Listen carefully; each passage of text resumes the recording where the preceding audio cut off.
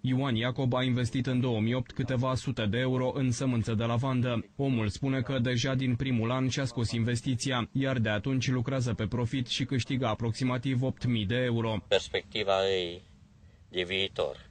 Tot mai mult se interesează de cultura de lavandă.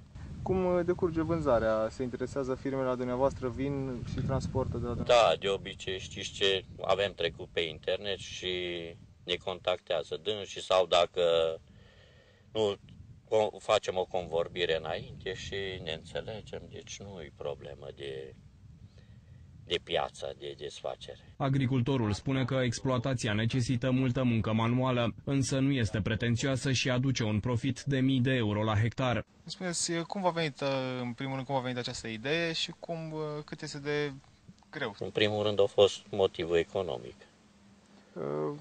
Cum a fost în primul an, în prima perioadă? De când ați început această... În prima perioadă a fost cam greu, știți de ce? Pentru că nu cunoșteam, nu eram în domeniu, dar pe parcurs treptat, cu mai bine, cu greutăți, și ce am intrat de acum cât de cât cunosc.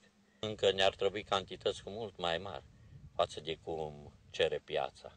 Lucrul pe care l-a întreprins însul privind cultura de lavandă este benefică și din punct de vedere material, în primul rând, din punct de vedere material, și ca o pasiune pe care o are dânsul. Este implicat total în această activitate pe care o face cu pasiune. Floarea cu un parfum unic este foarte căutată pentru ceaiuri și uleiuri esențiale utile în medicina naturistă și industria cosmetică.